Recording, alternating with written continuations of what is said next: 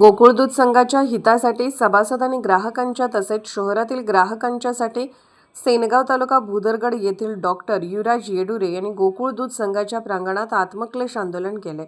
नंतर दुपारी 4 वाजता शेतकऱ्यांच्या हस्ते दूध प्राशन करून उपोषणाची सांगता झाली। यावेळी शेकडो दूध उत्पादक शेतकरी उपस्थित होते।